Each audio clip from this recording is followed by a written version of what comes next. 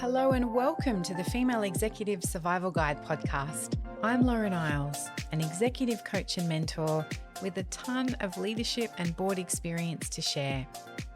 Leadership can be lonely, so I'm here to introduce you to amazing leaders so you can learn from us and get to where you want to be quicker.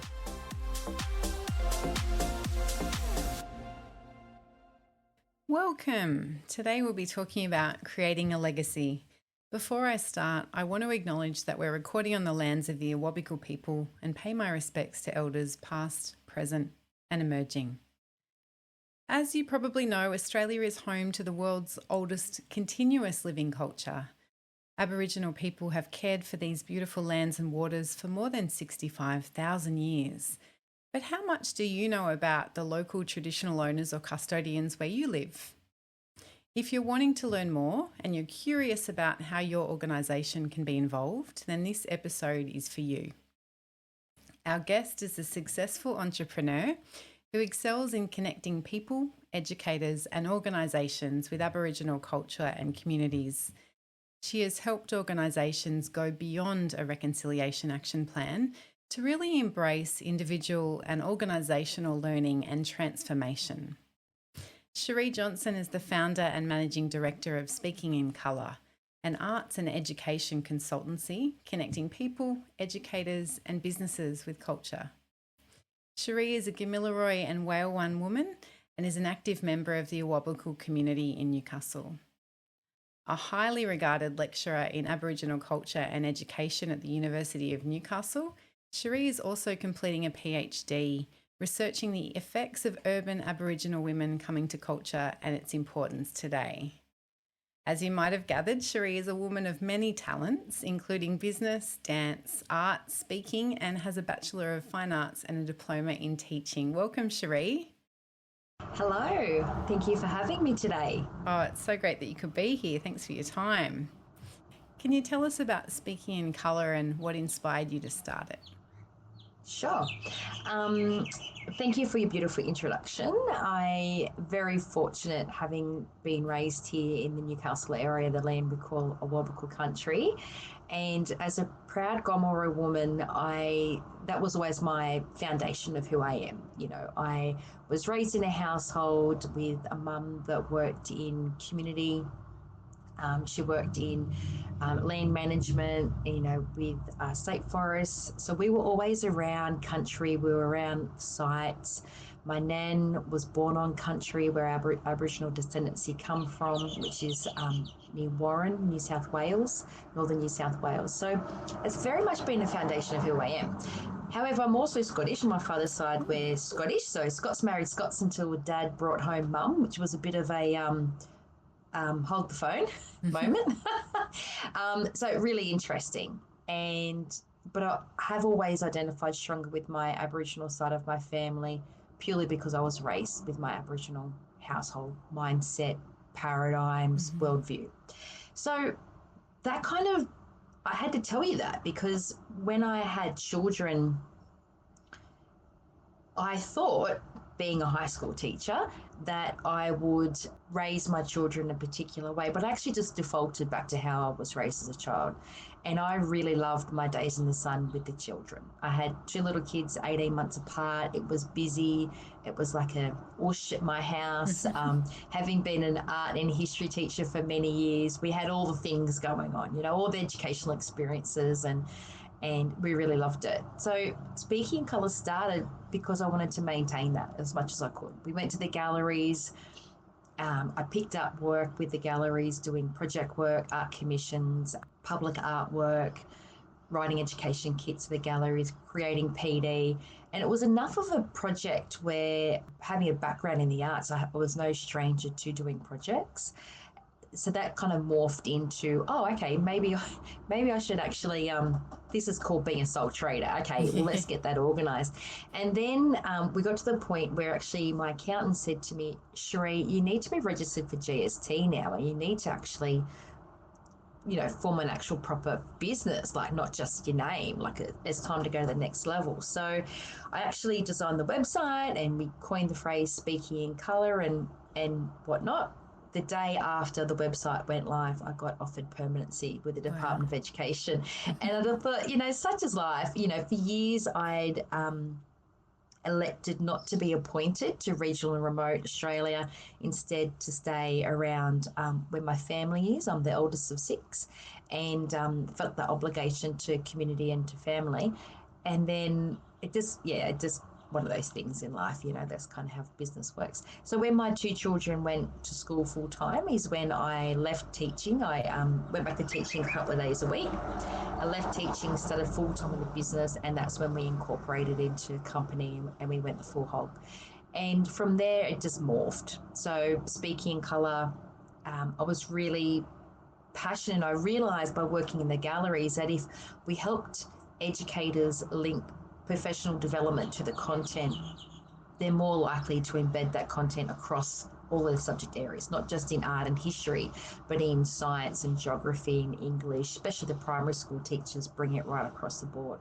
So that's kind of how the business started. I realised that by packaging that in a way that made it really accessible and easy and strengths-based for the teachers, they're more likely to lean in. And then what I found is the business morphed because I wanted to do more legacy work that really made a difference. What are our kids facing when they're leaving school, and is corporate Australia ready? And I realised, no, it's just like any kind of change management. It takes brave conversations to be able to navigate what change looks like. And then I really wanted to do the social impact work, which we did for years, which is the cultural programming. That's changed in its format now. That was basically the genesis of Speaking in Colour.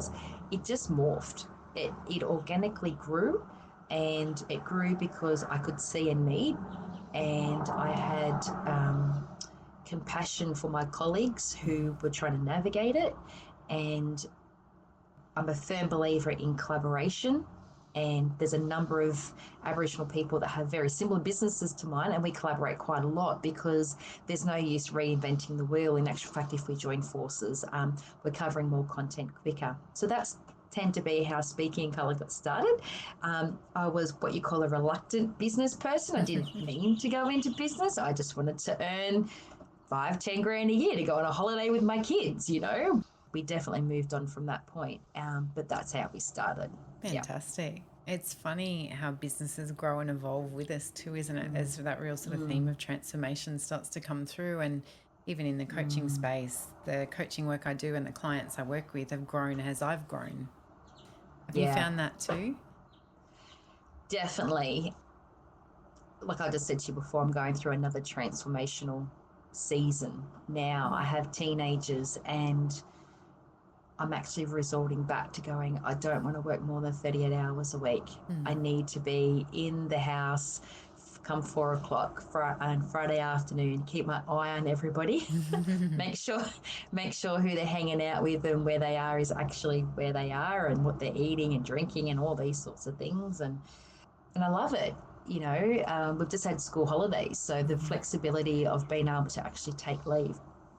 And I think for me too, the size of the business and actually the support team around you really is dependent on whether that is a reality, because unfortunately for a lot of my friends who don't have a big support network in business, and they might be first in family, family don't understand the pressures that are on them as a business owner. It's tricky to go on a week's leave and not have to think about the bank account or the inquiries coming in or the conversion of the inquiries or the pipeline or the accountability of staff. And oh gosh, the list goes on. So yeah, for Speaking Colour, there's been a lot of different transitions times. It's been dependent on politics, the environment, lots of key things that we've had, and each and every time I've had to be really aware of the resources around the business, the market demand, and understanding and being okay with letting some things go. That's been a really big lesson of mine, is sometimes doors close, but when a door closes, another one will open. And knowing when a life cycle of a business or a product has run its leg, and either time lay it down to pasture or reinvent it, or however you go about it. But yeah, definitely being mindful of seasons and transitions.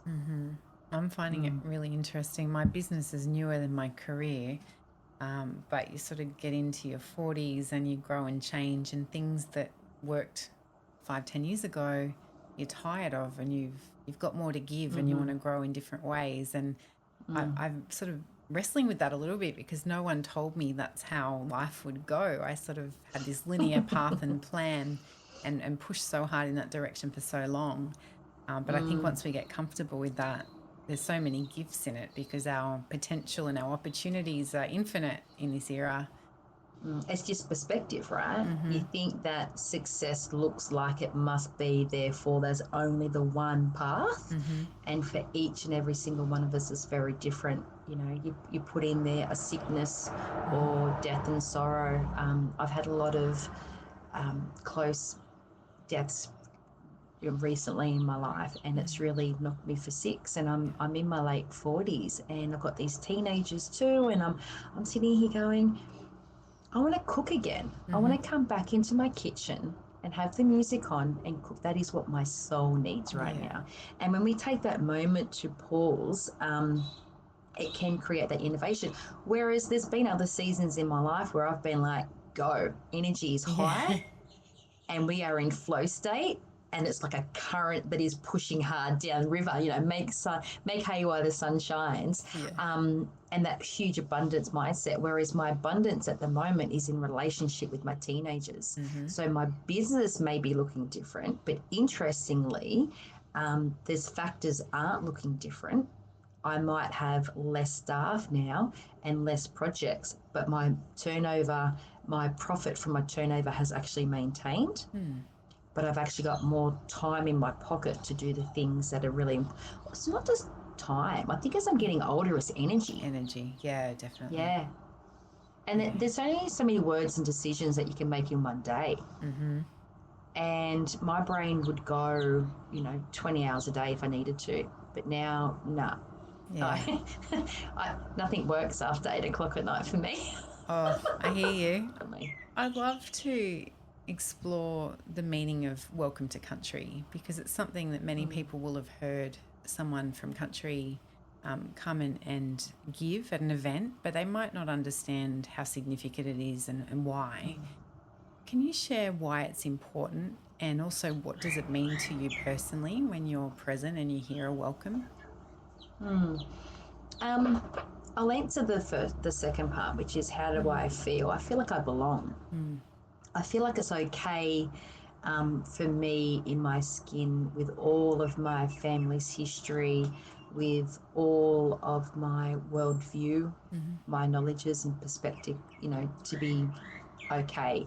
For many years, community, we have felt like the ugly cousin or something, like the invisible, or the not talked about factor.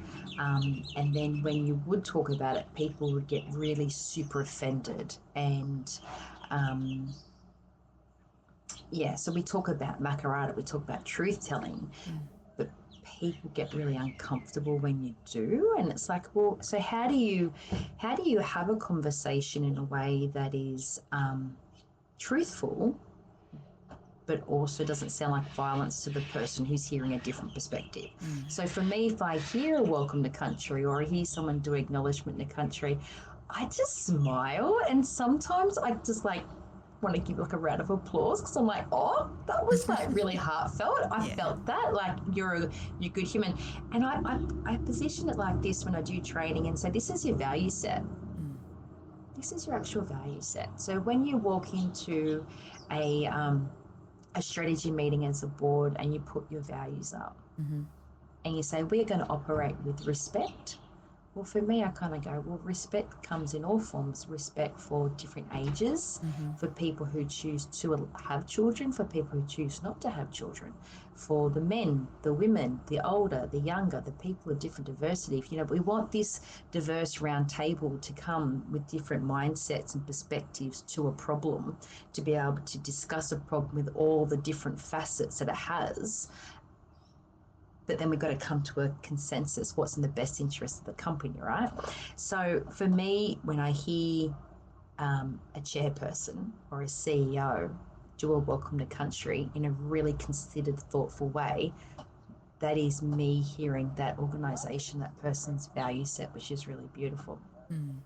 How you do it to make it sound good is tricky, and it's up to the individual. So it's the why do we have it? There's so much of Western society that Aboriginal community has taken on as far as practice, ways of knowing, being, and doing. What has Western society taken on of Aboriginal culture in this country? And this is one of them. This is the one thing that we do ask, which is actually intentionally stating your values and saying, hey, this is Aboriginal land, and we'd like everybody to remember that. But when I do my training, I like to use it as a teaching tool. So for me, and this is how I teach people to do a really beautiful acknowledgement of country. Acknowledgement of country is, I believe, a 3-part process. It's acknowledging country, the people, and then you're linking it to the event. So say, for instance, I am facilitating and emceeing a particular forum, and I would say, proud to be on, and naming the country that we're on, and talking about a personal connection to that place for me. So it might be some sort of personal connection that I've had to that particular place in the past or in the present or even that day. And then I acknowledge the people, so I acknowledge the Aboriginal people in the room. Or say, for instance, as a health conference, talking about, in health, one of our big focuses is to identify the fact that there is a difference between life expectancy with Aboriginal and non-Aboriginal people. So part of what we're doing is highlighting that at this conference, it's a way that we can honour local Aboriginal people. If it's in training, we might bring statistics into that, we might bring story, and then we always link it to the actual event. So, what's the purpose? So for instance, I do a lot of video, and I talk about my love for country and what country means to me.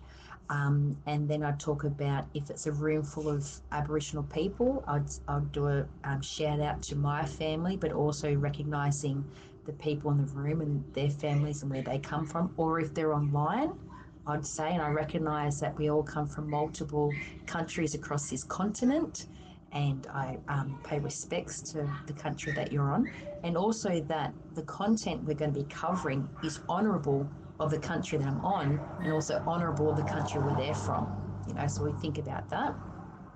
And then when you link it back to the event, is it an acknowledgement of country that's going to go for 30 seconds because it's at the beginning of something? Or if I'm doing a speech, sometimes my acknowledgement of country might actually be 6, 7, 8 minutes long, because I use it as a teaching tool. So it's an opportunity to teach people something about Aboriginal people and culture.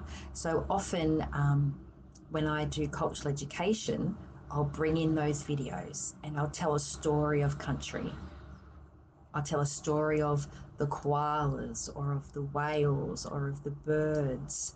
I would give reference to indicator plants that indicate these things. So people's eyes, their senses, they have an opportunity to fall in love with country. That's what, that's the whole premise of it. So one of the things that I teach is, if you were coming to my house for Christmas Day, you already have a mindset in your mind what Christmas means. You know that it's a day of family, it's a day of respect. You know that if you've been invited, that's a really lovely, intimate thing to be invited to someone's home for a Christmas Day. So you are immediately changing the way that you are approaching that day compared to just coming to someone's meeting at the park for a picnic, right? Very different. And then if I was to say to you, okay, turn up at, come over, we're going to do a lunch.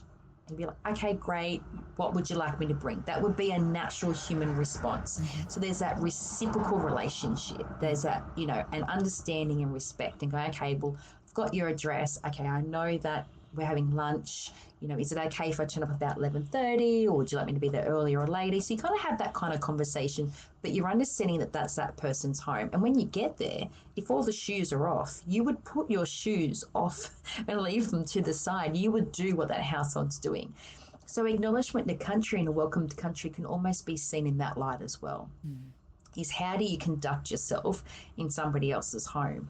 And yeah, a welcome or acknowledgement can be that short, but if you have an opportunity to teach so that people learn, because where else do we learn? Yeah. And that doesn't mean to be rude to anyone, but if you haven't learned that in school, if you haven't learned it around your dining room table, where have you learned anything? Facebook isn't going to teach you that. Your peers probably won't teach you that. So that's why these opportunities to influence the community around you. Something really lovely I've found in terms of being present and grounded and listening and leaning into listening, because we're so busy all the time. We're in our phones, we're in our own heads. And when you stop and you listen to a welcome, quite often delivered by an elder from that country, there's something really generous and significant about it. I feel grateful for the many welcomes that I've heard. They've all been different because that person's given something of themselves. There's generosity. It's not just turning up. There's thought put into it, sharing of culture. And my understanding, I'd love to hear more about this. My understanding is that is linked to how different Aboriginal nations greeted each other when they entered a different country. Have I got that right? Is there more to it? Well, there's not one size fits all, because we're talking about, up to 500 different countries. So for me to say definitive all of those countries are the same, that's not the case. But to your point of elders bringing something of themselves to that's absolutely true. So who can do a welcome is somebody who is a descendant of that place. They are the person that has been allocated, like the community, the family group have said, you're the person. So that's why people often say, who do I get to do a welcome? Ask the community. Ask the community from there, and they'll say the best person placed to do that welcome is that person. And that's their role. That's their role to make sure that people have the opportunity to have that bit of connection, local history, be taught something. But you know what it's like even with teenagers. Sometimes you go to say something, you're like, oh no, they're not going to hear it. I'm not going to say that right now. But then there's other times where there's a generous spirit and reciprocal relationship in the room, and I'll hear one elder might do a 2-minute welcome at one session because it's very transactional, and then you go to somewhere else and there's a really beautiful, generous conversation of sharing. Now that is special, and that is what you have when you go into different communities. It is different in each different community you go to because we're different countries. And I can't say definitively for all of them how they go about it. Today, it's still something that is really important. One of the boards that I'm a director on, the Gamilaroi Foundation, we do a lot of partnerships across the country working with major grammar schools and Aboriginal community groups. And a lot of the community groups say to me, when we travel down to Darug country or we travel to such and such, we really would like to meet with local mob and to connect so that we know that there's that safe passage. So Aboriginal people are looking for this too. Non-Aboriginal people are looking for this. They're wanting to be informed and respectful and aware, but how do you navigate that? So what people do today might look very different to what it looked like 20 years ago, and it's very different if you're out on country versus if you're in a building with 20 floors in it. So depends on your environment. So I want to understand a bit more about acknowledgements of country. So I've heard some really beautiful personal ones delivered by non-Aboriginal people in business settings. I've had a go, but I found that people bring a lot of heart, and they want to personalise it, make it meaningful, and they also want to be culturally sensitive. So I'd really love your advice on what are some guidelines or principles people can think about to lean into that. So it's a great way for people to identify themselves, to actually share who they are. And we have this formula that we teach, which is the country plus people plus link. And that's where we encourage people to talk about their connection to country, to talk about things that might be significant to them, whether it be a place where they go on holidays or having had an experience. And it's, you know, when somebody's had an aha moment and they want to share the beauty of that moment, rather than someone who's reading from a script. And just to support the people who are still reading from the script, it's because they haven't been taught otherwise. Yeah. And they're awkward. And people often say to me, oh my gosh, you know, go to a conference and everyone's saying the exact same thing, and everybody in the room cringes because they're like, oh my gosh, do we have to seriously hear that again? And I understand people that do follow the script are doing it because they're building, they're developing their confidence bone. And I get that. And this is where I feel like we need to help, as leaders, we need to help equip them with something a little bit more. So if you are, you know, at a conference and you're doing acknowledgement of country and you want to just take that 30 seconds, it might be, you know, thank you, uncle or aunt, for your beautiful welcome today. I also acknowledge that we're on Gadigal land, and the paper that we're about to present is actually called, and how we're honouring Aboriginal country and people in this paper is this way.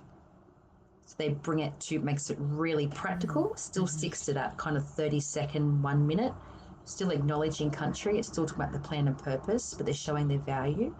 And then if you're in another situation where you're running a team meeting and it's a RAP working group, then that is a great opportunity to do teaching. So often I sit on a lot of RAP working groups and we dial in from all across the country. And people would say, you know, I'm dialing in from Yagara country today, and I would like to pay my respects to the elders here. And I want to tell you about some really amazing initiatives that is actually supporting young people in this town and linked to our RAP. So we have this, you know, there's a couple of organisations that I work with, and that's what they do. They go, well, when you do your acknowledgement of country, tell us the country you're on, tell us something about that country, but also talk about one of the stakeholders that we are connected with or that we want to be connected with, because then it kind of makes it an informative process as well, which is really cool.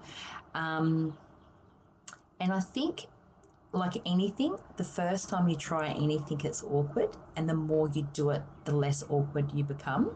With saying that, I can give acknowledgement of country to a room full of a lot of people, but you get me in front of my family or community and I'm shaking at the knees, right? So it depends on your audience as well. It's the people that know us better, and the peers and the subject matter experts, isn't it? Oh, absolutely. Absolutely. Yeah. So I'd stick to that formula. The people, the country plus people, and then think about your audience. Is it a 30-second? Is it a learning experience? What do they want to hear? What do they need to hear? You know, if you are a chair of a board or you are a leadership team, you're saying, I work a lot with engineers now, and I'm saying to them, at the beginning of your project, put in your acknowledgement of country. In this project, we will acknowledge country, the such and such country that we're working on.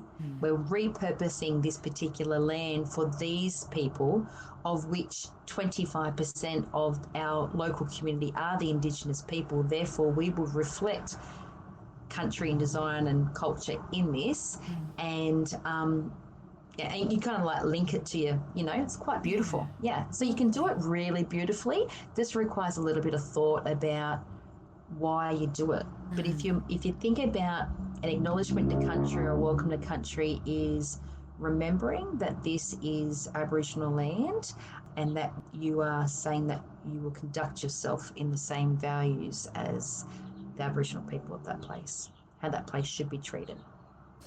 So if you're working in-house for an organisation and you're using the formula, but you might still be feeling a bit uncertain, and you don't have the privilege of having a relationship with and working with someone who's there in a teaching role, like an Aboriginal engagement officer, so you don't have an appropriate in-house connection, because you certainly don't want to go and ask a colleague that's not in a teaching role to be your cultural advisor.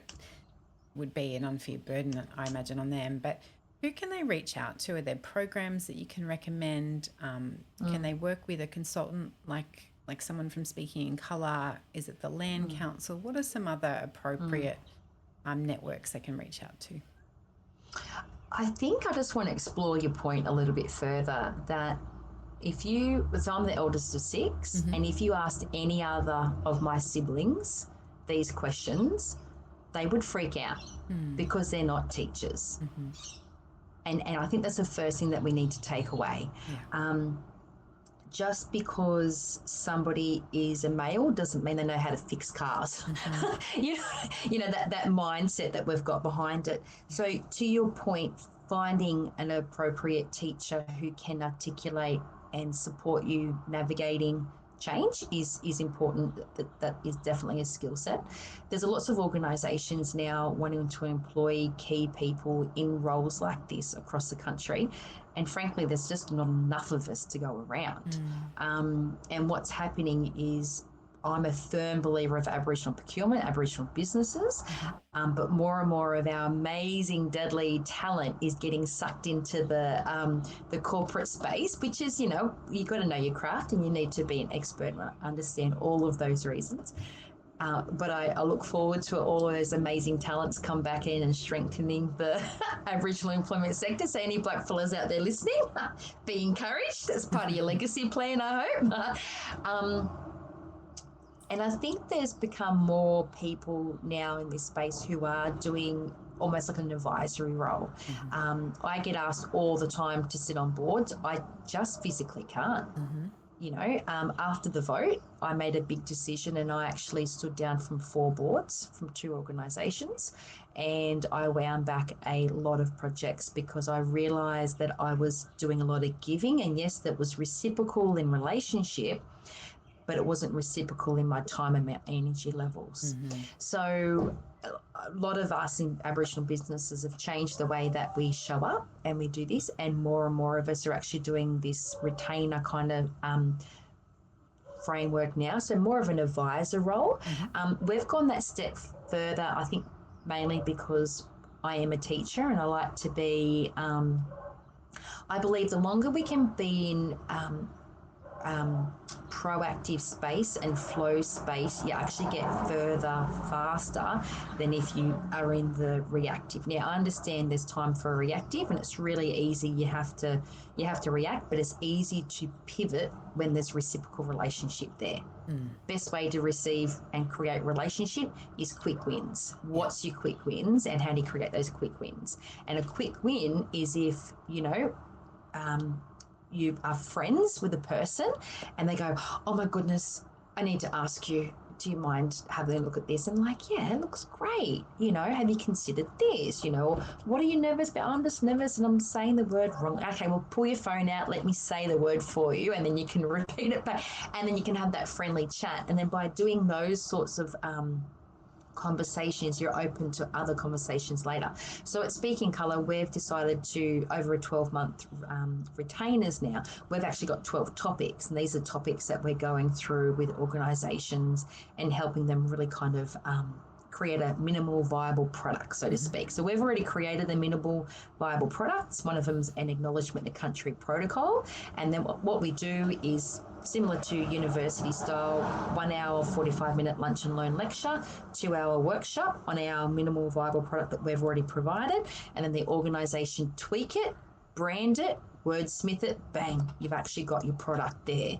And because there's actually 12 of these products across the year, some of them measuring impact, so I'm a firm believer in asking why for anything.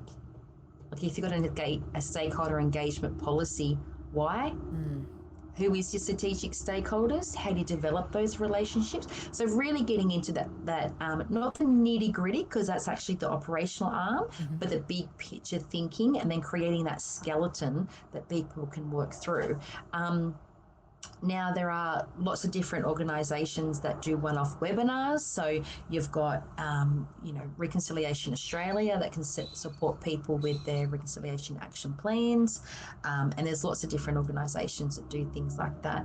But I find that having a consistent person, trusted advisor is really important, just like having a trusted advisor in HR or comms and marketing or procurement or coaching. Really important to have those kind of roles, and there's more and more Aboriginal people out there now who have skill set to be able to deliver that. It's a really good point you made around building relationships over time, and I've worked in communications and stakeholder relations, and when we think about our broader neighbouring community, we recognise that we don't try and build a relationship at the 11th hour before we do something. Like we think about our social license to operate. It's built over many years and it needs to be invested in and maintained. And I think we could take that model and apply it in a cultural sense. And it's great to know that there's businesses like yours that you can have that advisor retain a relationship, which then gives you certainty as a business owner to be able to employ more people. So you're already making a positive impact in working with and partnering with Aboriginal-owned and run businesses, and supporting self-determination. And then on the flip side, when you need support, you can pick up the phone. You've connected with people that can help you. Exactly. And I think that's one of my big passions is that the self-determination piece, right? So how can we support and work with Aboriginal businesses to build capability, to be able to handle larger contracts, more volume, whatever it be? There's a number of times when I've received emails from big companies saying, there's a tender due tomorrow. Will you partner? And I'm like, I don't know you. I don't work with people. I don't know. How do I know that you're not judgy? Who are you? But what's happening is in the Aboriginal procurement space, and this is why I've worked in this space for quite a while now, is there's more support now than ever for startups. But truly for a business to be sustainable, we need to go to the scale up phase and we need to be able to have that sustainable, that self-sufficiency in there. So that means getting on those panels to be able to be contract ready, to be on the eligibility list. We've actually been blessed. We've received a number of direct procurements through the Department of Education. We had to apply to be on that list and win and do the rest of it. But there's been a number of times when we've won big contracts, and that's actually allowed us to be able to project 12 months, 24 months in advance, going, well, we know we have this contract, therefore we can employ, because really good staff, like any human, wants the longevity. There's people in my business who want to park in the same spot and drink tea from the same cup and have their permanent position and know that in 2 years they're going to go to Africa for 2 weeks. I don't know, I'm making it up. But, there's that certainty, and being able to attract bigger contracts provides that certainty for everybody involved. Yeah, so it's a win-win. So if somebody is a leader in an organisation listening and they're thinking, our organisation hasn't yet started the journey towards reconciliation, what do I do? Is it Reconciliation Australia, having a chat and starting a RAP? Is it engaging someone in an advisory sense? What are some options that you recommend? All of them. So you need to understand where you're at and what you're ready for and why you're doing anything. And there's the how, now, and later, right? So it needs to be strategic. What's happening for a lot of organisations, and we get these phone calls, people are asking these questions. And there's nothing wrong with that question. You need to start somewhere, right? So just be honest about it, is my first bit of advice. Some people, if you just want to write a RAP to be contract compliant, to be able to tick a government form to say, yes, I have a RAP, yes, I've done cultural education, yes, we've got a procurement policy in place. There's very basic, and I wouldn't recommend, because you kind of go, what's the use of that? It's like having a WHS policy on a shelf that nobody actually implements. You're missing your opportunity. I like to start with opportunity mapping and risk mapping. So what is your opportunity to do, to what scale? And then therefore, how do we be risk aware so that we can implement tools to be able to support the transition and the growth? So both of them are actually very proactive. And then when you're really aware, oh my gosh, okay, if we were to do A, B, and C, but this makes us open and available and ready for all these other contracts, should that be, we're going to leave this for 5-year plans, or are we going to get cracking and get this done in 6 months? So it's up to the individual. So that's where I like to work with the leadership team and do that opportunity and risk mapping. And then say, my advice is, this is where I've seen businesses go. And that's the reason why some businesses have gotten me in to start the RAP conversation to begin with. And I just come down to a why. Why are you doing a RAP? Is it because there's opportunity? Are you wanting to do something well? Are you wanting to be an employer of choice? Because a lot of people think, oh, if we want to be an employer of choice, we just have a RAP, right? And I'm like, is that really going to give us the desired outcome that we want? So understanding what the desired outcome is, make sure that the right intentions are in place. And then that will naturally tell you what your project timeline needs to be. Some organisations, like I said, have just got me in to do that initial mapping, and they've gone, oh no, we want to start advisory, let's get cracking. And that's where I've gone, okay, how can I support more businesses get the tools? Because if the tools are in place and the teaching is around the tools, it actually lets that change management. You're still going to have speed bumps because we're full of people, our organisations are full of people. But some cultures will absorb that quicker and easier than other cultures. So it depends on that fit, and that needs to come from top down because, culture eats strategy every day of the week. We know that one. And then, so that's why it goes, I would start with the mapping to begin with. Why are we doing it? What do we want to achieve? That will then determine the timeline and the whatnot. And then it will become really evident to the people in the room, the decision makers, saying, no, actually we want to move on this quicker, or we're going through a merger, we're going to trickle feed this one to begin with while we settle that, and then we'll be strategic. I think if you go at a bull at a gate, you're not going to win friends and influence people. You're not going to bring your cohort along. There's lots of organisations that do things with good intentions, but it's one or two people who are leading the front. And when they implement change, if they don't have the majority of the organisation come on board, it falls flat. For instance, having Aboriginal uniform or a wrap, and then people go, oh yeah, but we've still got people in branches that are racist, or we've still got people who are over here who have done terrible things to community. So how are you going to have a good HR result with a new Aboriginal recruitment drive if in the community there's mud still being slung? So we need to look at all of those things just to be aware. So every organisation starts in a different place. I would start with the mapping with your leadership team and go, where is the desire and where's the opportunities, and then let them come up with a decision, because I don't want to cram things down people's throats anymore. I'm just like, you know what, you do you, boo. Timing is so important, isn't it? And do you have the organisational culture where you have enough change champions to really get behind it and go on their individual learning journey as well as a group? And I really like what you said around capability, because I imagine that Aboriginal communities and land councils are much fewer in number than there are businesses and organisations. And in terms of respecting their time and energy, kind of want your organisation to be ready to build a relationship for the long term and ready to find ways, to be open to ways to partner, not impose ways. But I imagine if everyone just starts engaging without putting the planning around it, you could potentially overburden communities. Absolutely. That happens all the time. And we see that with, people might ring me and go, oh, I've called and left 3 messages for such and such and they haven't gotten back to me. And I'm like, they're old. They're a retired person. And you know that their husband's in hospital or something. They're like, oh, I had no idea. I'm like, hang on. We can't. So back to your point before, which is reciprocity.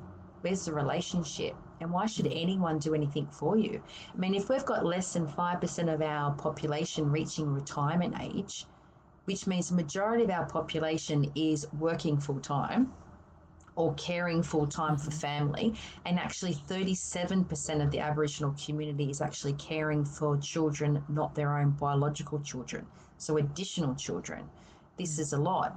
And because of all the things that have happened, the single parent rate is much higher, is 50% higher in the Aboriginal community than the non-Aboriginal community, which is tough, which is really tough, you know. So you've got people who are overextended anyway, just trying to survive. So if you look at the Bloom's taxonomy of survival, you know, housing, employment, and health.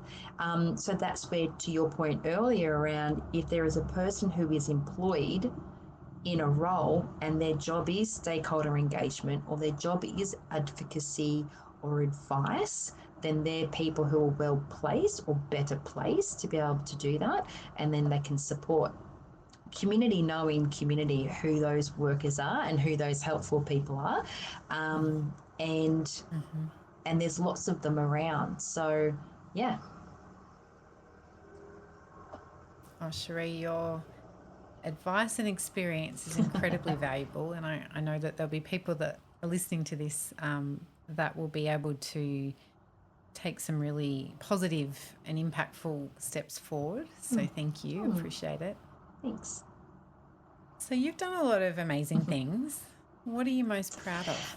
Yeah, I don't know. I looked at that question and I wanted to analyze the question. What does that mean?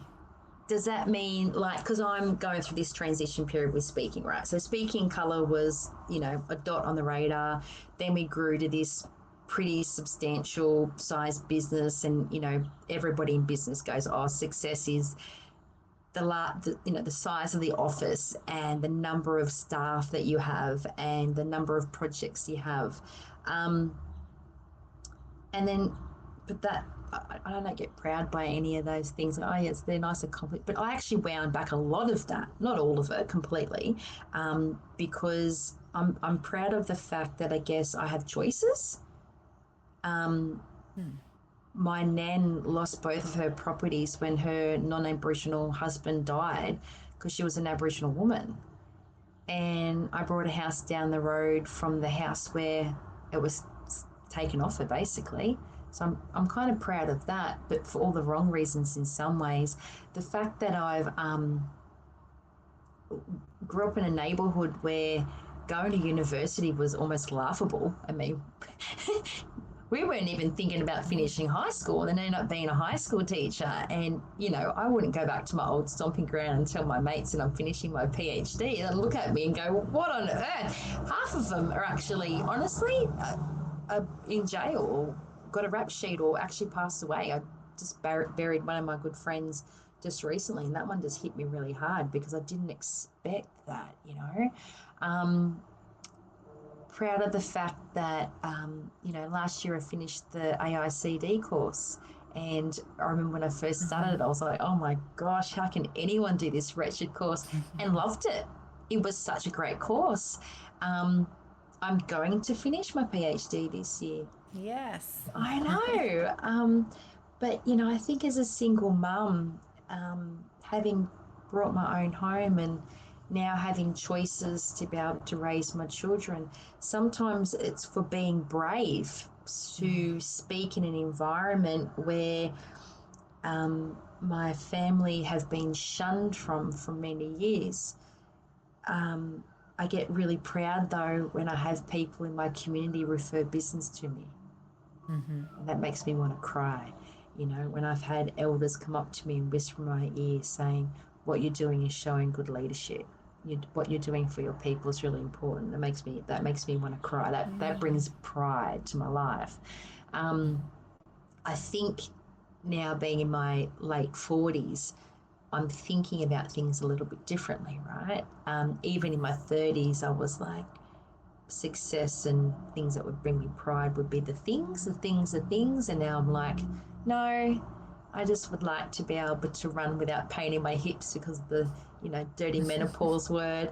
You know, I'd like to be able to just have joy joy that it just bubbles out of me, and do work that is part of the legacy, and make a difference. You know, speaking colour has worked. There's so many stories, you know, but there's this one story, this one little girl, and I remember meeting her about 8 years ago now, and she was in year 10 and she didn't talk. She barely came to school. I didn't realise things. As a teacher, I could identify that this was a situation. So I quickly pulled her under my wing and did some work. And then, you know, years later, kept in contact and all the things, did some casual work. You know, she went through uni and did uni, and then ended up working as a project officer for Speaking Colour, and, you know, just thriving, working in the social workspace. And I'm like, that is just beautiful, you know, when you invest in pockets of community and see the difference making for those community. I love it. Having supported a number of people start their own businesses, oh gosh, that does me, especially when I know that they're now self-sufficient. You know, there's one young fella who's just, you know, I knew him as a young fella in school. I actually taught him dance way back in the day and supported him. He got him to come and do some things when he was doing the electrical apprenticeship with the business, and now I've engaged him a couple of times as his own business owner, and I'm just so darn proud of him. You know, I'm like, they've just had a baby, and I'm like, look at you go, you know. And now we're talking about attitudes in HR around employing staff, and yeah, it's quite funny seeing the next generation come through talking about the younger generation, work ethic and whatnot. So it's a funny question, you know. Much to be proud of. It'd be tough call to pick one, but I really resonate. I think there's a theme there around leadership and being proud of what you've achieved, rightly so, and will continue to achieve it, but also using your leadership to grow other leaders. And I really believe great leaders grow other great leaders. They don't keep it all to themselves. They give away their gifts. Yeah. Definitely. Yeah, build on that capability. Yeah. What about learning? Is there a big learning that's come through? There's been lots for me. Yeah, being fast to fail forward, being okay with that. Imposter syndrome is real. I get that. Seasons. I heard a woman say once, and I can't remember who it was, and bless her cotton socks, I've said it a number of times since, a woman can do everything, just not at once. Yes. Pick the season you're in, love and honour the season you're in and the body you're in during that season. And yeah, you can have everything, but we just, you know, I'm a massive feminist, but I also feel like nothing got taken off the plate for women during the feminist movement. It's like, we just kept piling. That's not fair for anyone. If you want to be cognitively sharp, if you want to have moments of innovation, there needs to be space. I just have felt like an octopus with 10,000 arms in the past and did some cracking things, but having a little moment to breathe right now. One of the biggest things I've learned too when starting the business is that I needed to produce, you know, germinate at least 10 different ideas or products. 6 of them materialized, but 4 of them were crackers. So I needed to be brave to go through that kind of formula, going, it's okay if you think something's a great idea, but then it doesn't get created because the market's changed or whatever it be. So that was something important. For me in this season, I realized how important energy is. Yes. So my sleep, having good sleep is really important. My food, making sure that I'm eating for the things that don't cause inflammation in my body. Making sure I'm getting the exercise that I need. But the biggest thing for me too is I've got here on my my wall is the Theodore Roosevelt Daring Greatly. I love that quote, you know.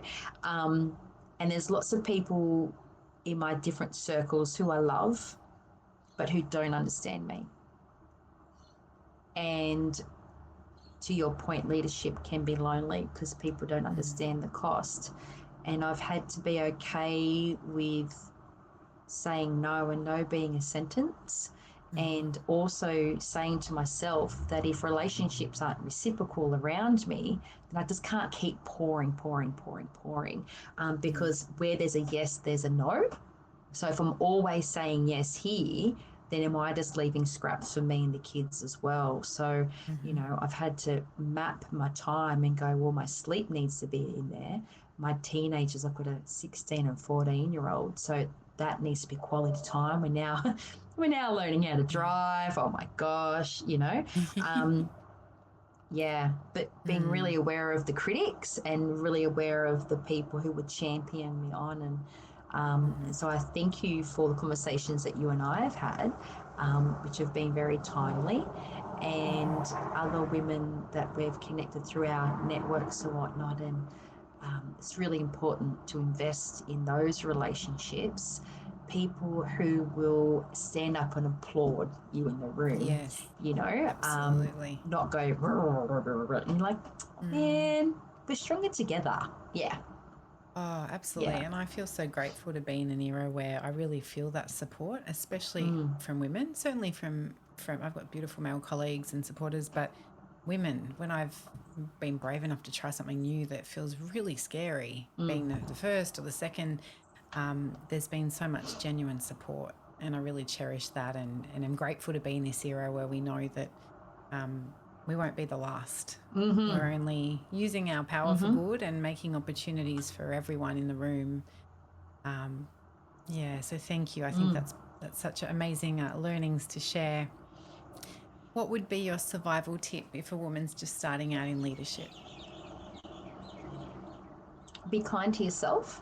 I am a firm believer of the gratitude journal at the end of the day, because there are so many things to be grateful for, and there's going to be other things that happen in our environment, especially when death or sickness happen, but there's also so many beautiful moments of joy.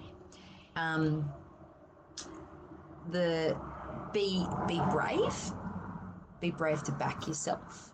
If something is germinating in your gut, you know it, you feel it, let it germinate, actually nurture that. That is a gift that is given to you. Everybody has a given gifts, and it's your responsibility to use that well. Like I said, I didn't expect to go into business, and wow, the impact that the business has had for my family, and for the many employees, but also all the service delivery that we've done. I have people come up to me all the time, talk about things that have happened. I can't even remember the conversation or the session or the whatever it be, and they're like, "Oh, it was profound." And I'm like, "Yeah, right, okay." You need to look after yourself. I remember, and do as I say, not as I do, because up until this point, probably my mid-40s, I went really fast, and I said yes to as much stuff as I could to get started, and just because that's my personality, high energy, go, 100 miles an hour. And then all of a sudden I've gone, whoa, slow right down for a second and take a breath. So now I'm about intentional strategy. Is why do anything? If you only have X amount of breaths on this earth, how are you worth the oxygen that you're using? Like, you need to contribute. And what are you going to do to make the world a better place when you move on? And who are you going to be a hero for? Yeah, I think about those things, and which is interesting. So there's lots of survival tips. I think the biggest one too is learn. Learn as much as you can. Be like, know your field, know your craft, like be content expert in your area. And interestingly for me, I thought that all the odd things that I had done wouldn't connect. But in actual fact, I look at the history of my life now, and I am who I am because of a sum of all of those things. But I'm on this really, like, I'm at a fork of the road, and they're highways. and then numerous highways. And I'm sitting here going, ooh, ooh, ooh, ooh. And I know that there's going to be others that open up. So as I'm finishing this PhD in the next year or so, not just because of that, just because of all the things that I've been doing, I can feel it. And I think that's the biggest thing for us as women is just because Disney tells us or Netflix tells us this is what life looks like, it actually isn't. You can choose your own path. And if you don't design it, and you just get floated along in the river of life, and next thing you know, you wake up and you're old and you're like, what happened? What happened? So, And maybe it's that thing about we don't just write our own story. We can rewrite it. We can have a big journey, big, exciting journey that goes on lots of freeways to lots of exciting places. And if that place isn't for us anymore, we can find a new place. And I mean, I'm stretching this metaphor, but I'm excited for you about what's ahead. They're just chapters, right? They're chapters of a book. And it's okay to bookend them. I know that when I split with my husband, I was devastated. But what that did is, for all the reasons that happened, and that chapter, so to honour the season that the chapter was wonderful and beautiful. We were together almost 20 years. So, you know, it really hurt. But then I morphed into a different person. And I am who I am today because of all of that. And just honour the season you're in and recognise the chapters. So it's exciting. It's nerve-wracking because you want to just jump for the first thing and go, oh, no, I'm going to be doing that. And I'm like, no. I've got so many things still going. I used to, in primary school, I spent a lot of time in the library, and I'd go and get those choose your own adventure books, and I wouldn't just choose the adventure and see it through. I'd skip to which ending I liked and then sort of retrospectively choose. But which says a lot about my personality. But I think that it is exciting that we are constantly choosing our own adventure and redesigning our adventure. So I look forward to seeing the many good things that are ahead for you. Yeah, thank you. You know, I did that too, though, with the choose your own adventures. Or I would do one and go, I'm not sure if I like this anymore. I'm going to go back to that junction and go choose a different one. And I actually wonder if the people who wrote that knew that people would do that intentionally. We were sort of gamifying books before, we were. Electronic games were a thing. We were, they probably understood childhood psychology. Very deeply. Yeah. All the different archetypes, the safe person, the rebellious, but Love it. Very good. Thank you so much for joining me, Cherie. I really appreciate your time. Thank you for having me. I hope it's been of value to people and there's a pearl or two in there. And thank you for sharing.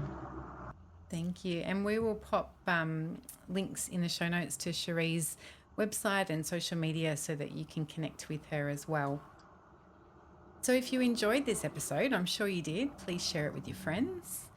And I wanted to let you know about something special that I'm doing. I'm opening up some free mentoring sessions once a month, which is my way of giving back. And I also want to tune in with what's happening for you and understand what sort of things would be helpful to cover in the podcast and also in a book that I'm writing.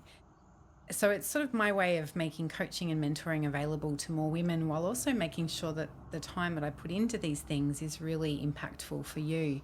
So if you're interested, you can join in from anywhere in the world. It's a Wednesday night, the end of the month, Australian time, Sydney, Newcastle, Australia time.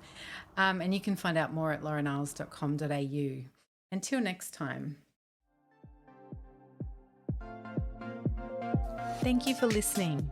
This podcast was recorded on Awabakal country on Australia's east coast. All advice is general in nature. If you liked this podcast, please like, rate and share. You can connect with me at laureneyles.com.au.